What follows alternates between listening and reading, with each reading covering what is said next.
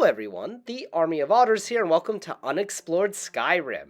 Today we're going to be taking an in-depth look at Falkreath, one of my favorite places in all of Skyrim. Now, Falkreath has a kind of bad reputation though. It's often shrouded in mist and light rain and clouds, it has dense forests surrounding it, and it just kind of has an eerie feeling to it.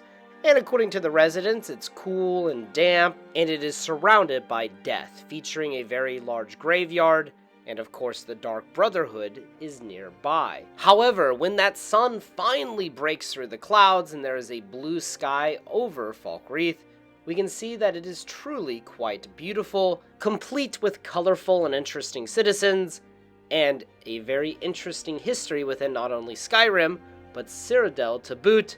This place has a lot to offer, and is one of my favorite holds within of all of Skyrim.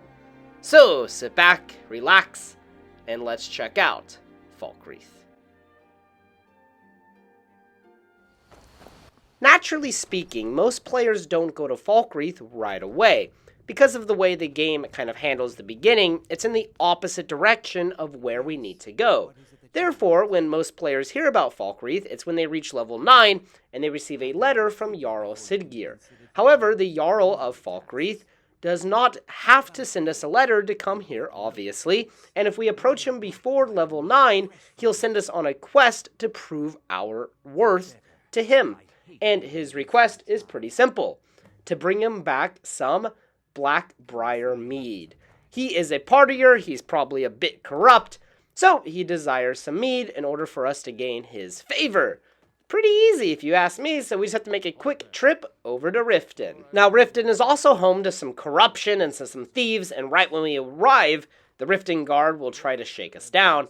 However, I got very lucky with my persuasion, and I was able to convince him to not do this, and he let me inside for free with no toll. However, he had unlocked the gate, which took a second because he's, a dick. And then as we enter, we were confronted by Maul, who is kind of also a dick. Everyone in this town is just an asshole. I don't know what it is. Obviously, there's a lot of politics at play here, a lot of things going on. The Thieves Guild.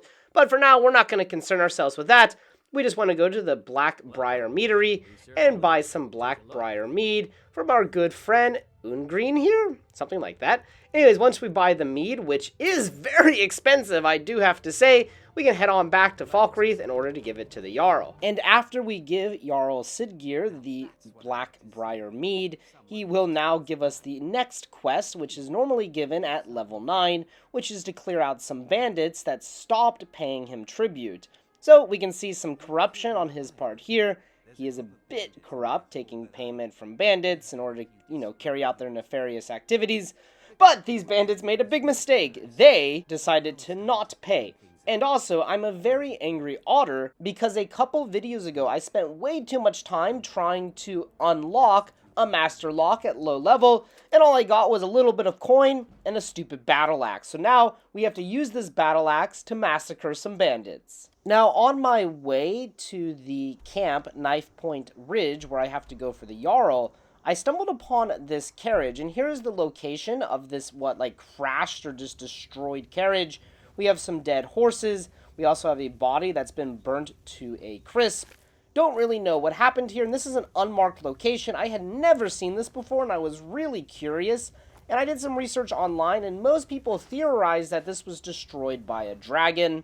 Kind of the beginning of Skyrim, right? We have dragons and stuff. So, this is probably what happened. However, I would like to theorize that the carriage was just going along its merry way, and all of a sudden just lost a wheel or something, it crashed, and then you got some Michael Bay stuff going on, and there was just a huge fucking explosion, chaos, and that's what happened, or perhaps something just crashed into it, like a jet, I don't know.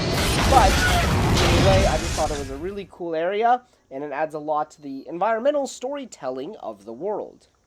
And then finally making our way to Knifepoint Ridge, we just find a bandit camp on the top of this mountain. This is actually an extremely beautiful area. Do be careful though, the bandits do have a rock trap. I ran up and it just missed me. And at the top of the guard tower, we can actually find the lever that activates the trap. And of course, there's going to be a lot of bandits and stuff here that we have to kill. Now, most people might come to this location as part of the quest Bothaya's calling. However, we can come here before that quest, but part of the mine that we will soon enter will be blocked off and we cannot enter that part, but we can still kill everybody and get some good loot. Such as next to the blacksmith, we can find a book that will increase our archery skills, so that's really good. Then we also have an alchemy station, but there's not much here, but there was a potion of magicka and some ingredients for, alchemy. And then towards the top of the camp, we have another guard tower with a bandit that was trying to shoot the ground for whatever reason. She was very angry at the wood. And then we have a bandit campfire, I guess it's just a normal campfire, near the entrance to the mine. Inside the mine, it is pretty small at this point because we haven't started the quest. So there's just a bandit chief inside. I took her out. Yes, it was a girl this time. And I looted her body, but there really wasn't that much of interest on her. And the main reason we are here anyway is just to kill her for, the Jarl. There is a treasure chest that has some pretty decent loot inside of it. Then we have a very interesting cell over here. If we unlock it, we can find a dead Imperial. And what I imagine happened was the bandits may have locked him in here to mine, and he just died of, exhaustion or starvation or something. Over here, we can see the mine has collapsed, and this is the part of the mine that is blocked off. Pretty freaking brutal, though, because there's all those skeletons trapped in the rubble. After that, we can make our way to the top of the mine. It's quite a long climb, but there is a skeleton up here, which I thought was pretty interesting, and also it's very beautiful.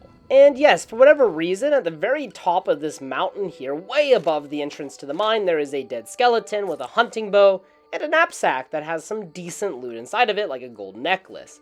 I don't know why this is here, but I just thought it was really freaking cool. We have to activate our inner mountain goat to get to the top of this place, but this is really out of the way and just a place that most players would never see or experience, and I'm only left to ponder, why is this skeleton up here? How did this individual die? What were they trying to do up here with that bow and gold necklace in their knapsack? We'll never know, but it's fun to think about, and this is really the point of Unexplored. Upon our return to Falkreath, we can talk to the Jarl Siggeir, I think, and then we can tell him that we got rid of the bandits, and he'll congratulate us, and that he's very happy with our work, and that we can do dirty work for him. He'll give us 500 gold, and just like that, we can now purchase the property within Falkreath, which is pretty freaking awesome. But we want to continue helping out the good people of Falkreath, and our next stop is the cemetery. And the first time we visit the cemetery, we will witness a funeral taking place. Now, the funeral is for the daughter of Matthias and Endara, who are obviously a married couple, and their daughter was brutally murdered by something or someone, but that is a story for another time. But for now, I want to focus in on the priest that is leading the funeral. Runil, who is a priest to RK, is a very interesting person. One, because he has a very interesting background, and two, because he's having some very interesting visions. Nonetheless, I've become very interested in this character after making this video. So, the first time you talk to him, he will tell you that he lost his journal in some kind of cave. And this is just kind of your standard fetch quest, so let's go ahead and complete it. Now, this quest can take you to a variety of random places across Skyrim. For me, it took me to Dark Shade, which is just east of White Run, so I made my way there, and this area is, who would have thought, really beautiful. I'm saying that way too much during the making of this series. Need to find something else. Here, though, we will find a very, very brutal scene just outside of the cave. There's numerous dead people. There's blood and skulls all over the place. Bones. Something terrible happened here. And, of course, we can go inside to find out what happened. Upon entering, you will find yourself in a very long and kind of intense battle with numerous trolls. Now, if you're a high level, I'm sure this would not be much of an issue. However, I'm just kind of a medium level at this point. Well, low level, really. I'm only level 9. So I had to be a bit smart in the way I went about fighting them, usually using the high ground and just running backwards. That way they can't hit me because they don't have any range, but they do hit like a truck if they can hit you. Eventually we'll enter this large chamber with a large waterfall, and we have some more trolls to kill. But, pretty easy at this point. This troll was really angry at the wall, and then he was trying to run away from me. I have no idea what was happening, and then my weapon ran out of charge, and it's just sad, but we can recharge it. But that weapon's getting a bit old now anyway. Now, inside this large room with the waterfall, there are a few things of interest. First, behind this kind of pillar on the west side of the room, there is a dead bandit. killed by a troll. Also, this room just looks really freaking cool. This waterfall is awesome. Then on the other side of the small pond, we have a place to chop wood. Then there's a small little camp over here that's obviously been out of use for a while. But there is a book here that will increase our heavy armor. So that's pretty good. There's also some food and stuff. Then if we head up towards the east side of the cave, we will find this kind of secret or hard to get to chamber. And inside we can find a chest with bones and blood all over it. Who knows what went down in here, but perhaps these bandits or somebody was killed trying to protect this chest for whatever reason. Quite interesting. There's also a dead goat in here, that poor goat. Then as we move into the final chamber, we can find a ton of like animal bones and stuff that have probably been dinner for the trolls. There's also some gold and stuff on some of the bodies, so take some time to loot around and see what you can find. Then inside the chest, we can find Runil's journal. And upon reading Runil's journal, we learn that he was once an Aldmeri battle mage during the Great War, and he has a lot of regret because he killed many people with his magic during the war. Now he's trying to repent for a lot of his sins by helping the people of Falkreath, and he keeps a journal of all of his regrets. Also, as you get towards the end of the journal, he makes some very interesting comments about some dreams he is having recently. It appears that he is having visions of the dragons, and of course, at the time that he wrote these, the dragons have not quite come back yet, so he's definitely getting some visions, perhaps from gods, or perhaps he just can see the future, who knows, but he does predict the dragon attacks, even though he doesn't really know it. And then upon returning the journal to Runil, he'll give us a small reward for our efforts to get him the journal. Honestly, Runil seems like a pretty chill dude, even though he kind of may have done some bad things in the past.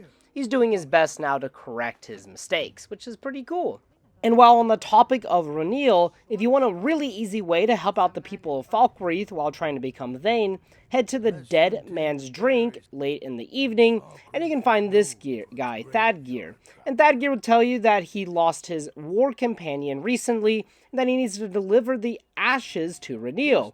However, Runil is in the exact same place as him at this time, so just walk on over a couple of meters and hand Runil the ashes, and Runil will give you 250 coin, and also this will increase your reputation, or not really reputation, but it'll create more friends within Falkreath, and eventually you can become a Thane. Really easy way to get some easy gold, and also, to help out the people of Falkreath. Also, I just wanted to point out, while I was just kind of walking around and exploring Falkreath, there was a really weird glitch with Naughty. Her broom was just kind of in her hand. Don't know why that happened, but I just thought it was really funny, really amusing. Also, I wanted to really quickly mention Grave Concocions, which is the alchemy shop within Falkreath. Now, if you talk to Zadia, she will give you a small quest to make a potion. This can happen in any of the alchemy shops, but just figured I'd point out there's an alchemy shop here. Now, if you want to become a Thane of Falkreath, there are a few quests you can do. We've already shown 2 of them, and you need 3 to become Thane. Now, there's 2 quests that are really easy that you can do. If you head over to Corpselight Farm and you collect wheat, you can give it to Matthias, and he will become your friend, and then you will have that 3rd quest. Also, if you head on over to Half Moon Mill, and you give some chopped wood to Hurt, he'll become your friend, and that fulfills the requirement. But those are kind of more boring, so I want to look at the last possible way to become Thane. And for that final quest, we need to head over to Dengeir's house, which is right next to Corpselight Farm. And if you talk to him, we can find out that this man is very paranoid. He's actually the formal Jarl of Falkreath, and he is a supporter of the Stormcloaks. And if you help the Stormcloaks, he'll become the new Jarl once the Stormcloaks take over. But for now, if you talk to him, he is convinced that Laud, the blacksmith in Falkreath, is helping the Imperials as some kind of spy, and he wants us to go steal a letter that he saw Laud writing. If we head on over to the house and head on into Laud's house, which we have to lockpick, so do be careful, we can find the note on the table, which is not really a spy note at all. It's just asking for more ore. Well, because Laud is a blacksmith, he needs more ore in order to make weapons and shields and stuff. If we take this letter to Dengeir, he will thank us and admit he's a bit disappointed that he wasn't right, but he does say that, hey, the ore is going to weapons for the Imperials. Either way, he'll give us some money, and that fulfills all of our requirements for our 3 quests to become Thane. After that, we can go talk to the Jarl, and he will grant us the title of Thane of Falkreath, and he will also grant us a Housecarl. And since I don't have a companion yet, I'll happily accept Raya as my companion, and she can join us from here on out on our adventures across Skyrim. Worth mentioning, in the room with the Imperial officer, there is a skill book that will increase your block, so pretty darn good. Make sure you give it a quick read. And also, I just wanted to show that while you don't have to be Thane, you can buy the land at Lakeview Manor. After you've helped the Jarl with his little bandit problem, just head to Ninya and she will help you out and buy the land for 5,000 coin. And just a couple things I wanted to point out. First, if you head on over to Grey Pine Goods, the shop owner's brother, Boland, will kind of make some racist remarks towards you if you're not a Nord, so your race will impact his comments. Now, his brother is actually quite kind and will just sell us no matter what race we are. And then I wanted to talk about what I thought was one of my favorite quests in Skyrim, but it might not be anymore. We'll talk more about that here in a second. But once you become level 10 and you go back to Falkreath, or you arrive for the first time, the Falkreath guards will mention that Laud's dog has gone missing. And if we go talk to Laud, he just says that the dog has gone missing and that he would like him to come back. So he will instruct us to go look for the dog, and after that we can leave Falkreath to go find it. Now also, it's worth mentioning, sometimes the dog will just approach you if you're in the surrounding area, so you don't have to go to Falkreath, but going to Falkreath is a sure way to start the quest. And as we leave the city, we can find Barbas, and this is the dog. And this is what I wanted to mention, that this quest can be incredibly annoying because this dog's pathing is incredibly screwed up.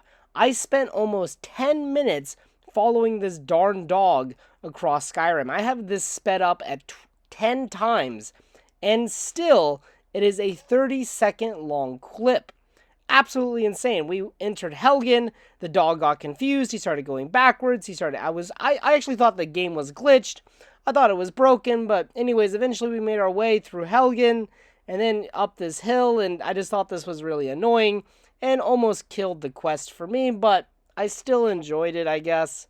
Anyways, he takes us here to Hamar Shame, which is just east of Helgen, and it's really far away from Falkreath. It's quite the walk.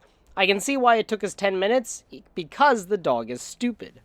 And once inside the cave, we'll have to kill numerous vampires. I do have to admit, Barbas is pretty good at killing vampires. As you can see there, he just kind of obliterated that one.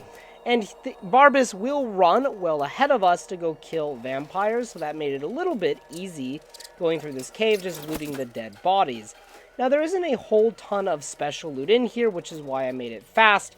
However, there is a skill book at the bottom of this little trench that will increase your destruction if you haven't found it yet. So, that's pretty nifty. Now, real quick, I just wanted to point out there is a room that Barbas will run past, completely missing it, and if we go check out the room, there's not much in it. There's just some coffins that it appears the vampires have been sleeping in, along with some pretty good potions, so I just thought it was kind of interesting, and I'd just go ahead and point it out. And there's also a locked chest that will contain random loot, as always. And then as you make your way to the back of the cave, you will find a master vampire, but Barbas actually made quick work of him and all of his followers, so that was really easy, actually, this fight. So thank you very much, puppy. And then this statue is none other than Clavicus Vile. And Clavicus is a Daedric prince, and he is kind of annoyed with his pet dog, Barbas. So if we want to reunite Clavicus and Barbas, we have to go on a quest now for Clavicus to recover his axe. And he'll send us to Rime Rock Burrow, which is really far away from anywhere I've been, so I had to adventure all the way to the other side of the map and make my way there. And I kind of did so not so orthodox, but yeah, just kind of jumping down this cliff in order to get to the entrance of the cave. And once inside, we actually have a pretty straightforward battle. There will be a flame Atronach, which we have to kill, which is pretty easy. Then we have to go over and kill this guy, Sebastian Lord, who has an actually really tragic backstory. His daughter worshipped Hircine and became a werewolf. he begged Clavicus for a cure, and Clavicus gave him an axe to kill his daughter, thus curing her of being a werewolf. Not exactly a very nice cure, but I guess it's a cure nonetheless. Now, before leaving this cave, you want to head to the back room, where we can find a conjuration skill book, which I've already found. It doesn't really help me, but it might help you, along with a chest with various loot, and for me, it was pretty good. And then upon returning to Clavicus and giving him the axe, he will give us an option, because he's really not so fond of Barbas. So he will tell us that we can either use the axe to kill the dog, and he will gift us the axe, or we can force him to just take the dog still. And personally, I don't like the axe that much. I don't think it's that great of a weapon. And by choosing to reunite them, we will get the Mask of Clavicus Vile. And this mask, I think, is pretty darn good, especially for an early playthrough. So I opted for that because that's what I wanted. And while everyone loves dogs, actually, killing Barbas might be the morally correct decision, because by reuniting them, you are essentially freeing Clavicus, which who knows what kind of havoc and, bad things he'll bring about. But, hey, I'm not so worried about that. More worried about myself surviving in this cruel world at an early level. And then here you can see the mask. I do think it looks pretty cool. It looks pretty scary. So, hey, we'll take it. Also, I almost forgot to mention, there is a chest in here which has a flawed Varla stone, and also some gold and other random loot. So definitely make sure to take a peek inside of that chest. Alright everyone, I hope you enjoyed this episode of Unexplored Skyrim, and I hope you learned something interesting, or at least just enjoyed watching me play through Falkreath. It was really fun becoming Thane, and just kind of getting to know the citizens of Falkreath, and familiarizing myself with all of the quests and many things I remember from my childhood. Also, when the sun actually comes out, which is rare, Falkreath has to be one of the most beautiful cities in all of Skyrim. Alright guys, thank you so much for watching. If you have any recommendations for another location or future video idea, please post them in the comment section below. And, as always, until next time.